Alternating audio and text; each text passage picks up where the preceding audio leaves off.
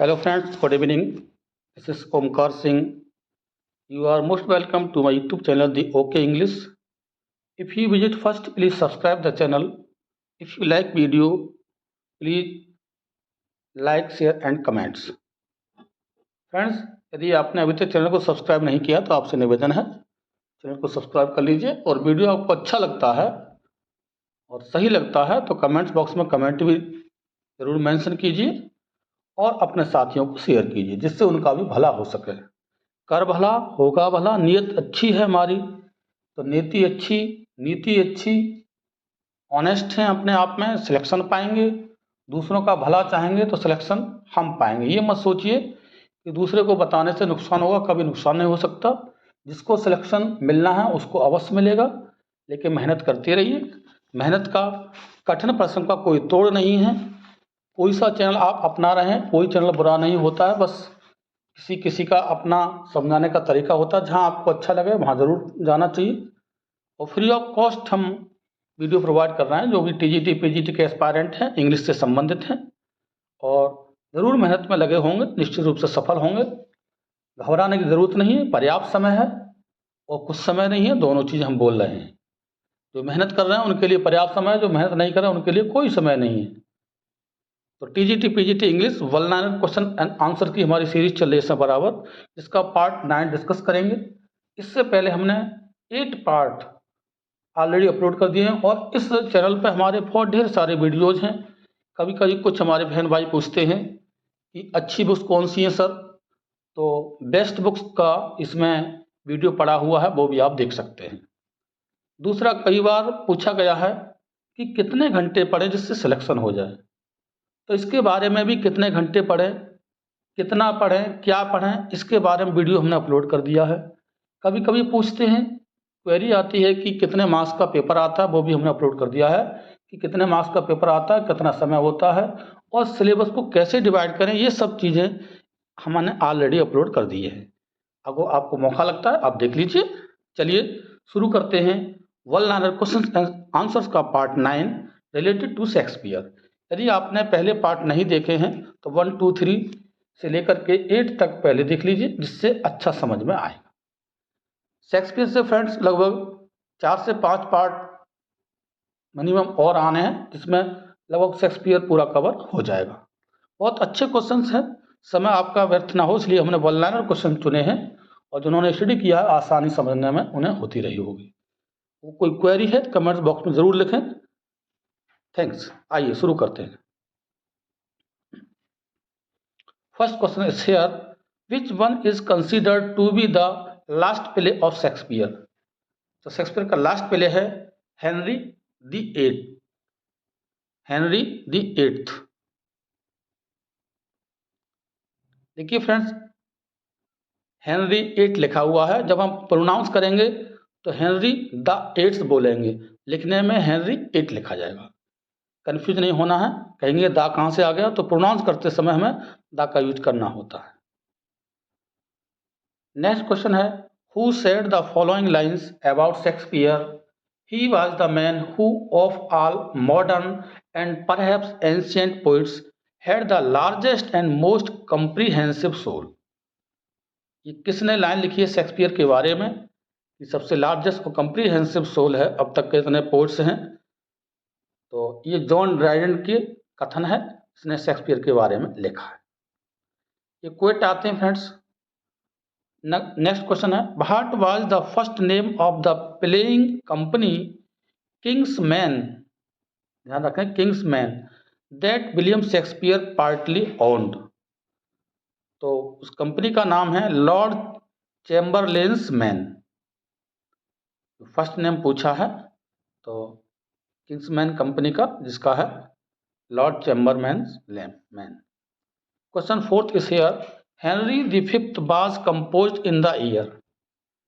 ये 1598 में कंपोज किया गया था हेनरी द फिफ्थ। कई बार सन पूछ लिए जाते हैं फ्रेंड्स, घबराएं नहीं। एक चार्ट बना लीजिए आप सन का, क्योंकि जो डेट से उन्हें कन्फ्यूजन होता है, तो एक चार्ट बना लीजिए सभी प्ले का और एक चस्पा कर लीजिए अपने दीवार पर। हो सकता है दीवार आपकी ख़राब हो जाए, कोई बात नहीं, वो दोबारा पेंट हो जाएगी और उसको बार बार मेमोरी में लाइए, तो निश्चित रूप से आप सिलेक्ट होंगे। नेक्स्ट क्वेश्चन है, the title of the Faulkner's novel the sound and the fury is taken from Shakespeare's play. जो फॉकनर का नॉवेल है साउंड एंड द फरी, वो कहाँ से लिया गया है? तो मैकबेथ है, उसी में से लिया गया है। Shakespeare's English historical plays are based on, उनके हिस्टोरिकल प्लेस किस पर बेस्ड हैं शेक्सपियर के? हॉलिंशेड्स क्रॉनिकल्स पर बेस्ड है। ये भी क्वेश्चन आया हुआ है, बहुत इंपॉर्टेंट क्वेश्चन है friends. What happened to the Globe theatre in 1613? Globe theatre के साथ कौन सी हैपनिंग हुई थी 1613 में? इट बर्न डाउन, ये जल गया था, आग लग गई थी इसमें। जब मंचन हो रहा था उस समय आग लग गई थी ग्लोब थिएटर में, तो ये जल गया था। Shakespeare attacks the Puritans in the play, Puritans पर शेक्सपियर ने अटैक किया है, तो ये 12th नाइट में आती है लाइनें।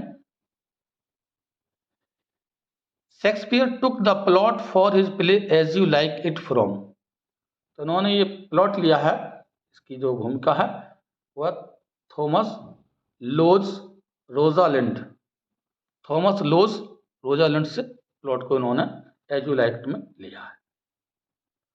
विच tragedy is considered to be the last tragedy of Shakespeare, तो लास्ट ट्रेजेडी शेक्सपियर की मानी जाती है Coriolanus, Coriolanus. Which tragedy is considered to be the first tragedy of Shakespeare, first tragedy के रूप में रोमियो एंड जूलियट। देखिए दोनों साथ साथ क्वेश्चन दे दिए हैं, बहुत इंपॉर्टेंट क्वेश्चन है। लास्ट पूछे तो कॉरिलेशन लेनस लगाना आपके लिए, और फर्स्ट पूछे ट्रेजेडी तो Romeo and Juliet. How is same वेनम मेकर कनेक्टेड विद शेक्सपियर, तो इसका शेक्सपियर क्या संबंध था सेम वेनम मेकर का? He is the great grandchild of Shakespeare. देखिए बहुत महत्वपूर्ण क्वेश्चन है, आपने शायद नहीं पढ़ा हो। Great grandchild of Shakespeare माना जाता है सेम वेनम मेकर को।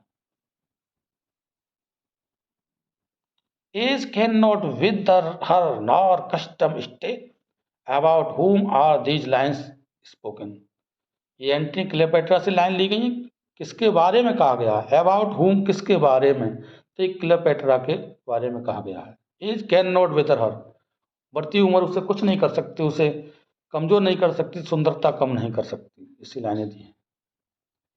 नेक्स्ट है, age can not wither her nor custom stale from which play this line has been taken. देखिए सेम वेट है, इसमें प्ले का नाम पूछ लिया है, वो किसके बारे में कहा गया था? तो एंटनी क्लेयोपेट्रा, प्ले का नाम है Antony Cleopatra. In which year was Coriolanus written, तो कॉरियोलिनस की डेट पूछिए, 1608 में इसे लिखा गया था। Who collaborated with Shakespeare in Henry IV, तो यह थॉमस लॉज, दोनों ने मिलकर के इसको लिखा था। Where did Shakespeare retire to, retirement कहाँ हुआ था उनका? Stratford on Avon. From which play of Shakespeare did Aldous Huxley take the hint for the title of his novel brave new world, brave new world ये अपने novel के लिए title लिया था, किस प्ले से संबंधित है? तो टेम्पेस्ट से उन्होंने चुना था एल्डस हक्सले ने। Who is the sub title of Shakespeare's play Pericles, ये बहुत इंपॉर्टेंट क्वेश्चन है। पेरिक्लीज का सब टाइटल शेक्सपियर का क्या है? प्रिंस ऑफ टायर, ये पूछा जाता है, बहुत इंपॉर्टेंट क्वेश्चन है। Who made a Freudian interpretation of Hamlet, तो किसने इंटरप्रिटेशन किया था? अर्नेस्ट जॉन्स ने। Who is the heroine in the play Cymbeline, बहुत इंपॉर्टेंट क्वेश्चन है, आया हुआ है। इमोजिन, हीरोइन का नाम पूछा है सिम्बेलिन की, इमोजिन नाम था इसका। Pericles came out in the year, जो पेरिक्लीज प्ले है वो कब आया था? 1609 में आया था। देखिए डेट के बारे में पुनः कह रहा हूँ आपके लिए, डेट में कंफ्यूज हो जाता है फ्रेंड्स, तो क्रमानुसार क्रमागत, जैसे स्टार्टिंग से लास्ट तक पहले कौन सा लिखा तो सभी प्ले लिख करके एक पर्चे पर नोट डाउन कीजिए और चस्पा कर लीजिए फ्रेंड्स। दिन में 2 से 3 बार उसकी खुराक लीजिए। खुराक का मतलब जब उठते तब पढ़िए, जब निकलते जाते रूम से आप पढ़िए, जिससे आपको याद हो जाए। ये तरीका बेस्ट है। वैसे आप जैसा करें, you are already intelligent. Next question है, Shakespeare's Hamlet is based on Kyd's play. Shakespeare का हेमलेट जो किड्स के नाटक है उनसे कौन सा नाटक है उससे संबंधित है? तो द स्पेनिश ट्रेजेडी, इससे उन्होंने हेमलेट को लिया है। Who wrote the poem Venice and Adonis? ये क्वेश्चन बहुत इंपॉर्टेंट है। William Shakespeare. कंफ्यूज हो जाता है, वर्ड्सवर्थ भी आप टिक कर सकते हैं। ये एक बार पहली बार मैंने एग्जाम दिया था तो मेरे साथ भी ऐसी घटना हुई, क्योंकि तैयारी नहीं थी, और जब बाद में तैयारी से मैंने एग्जाम दिया तो ईश्वर की कृपा से अच्छी सिलेक्शन ही ना हुआ बल्कि अच्छी रैंक भी आई और मनचाहा मुझे कॉलेज मिला।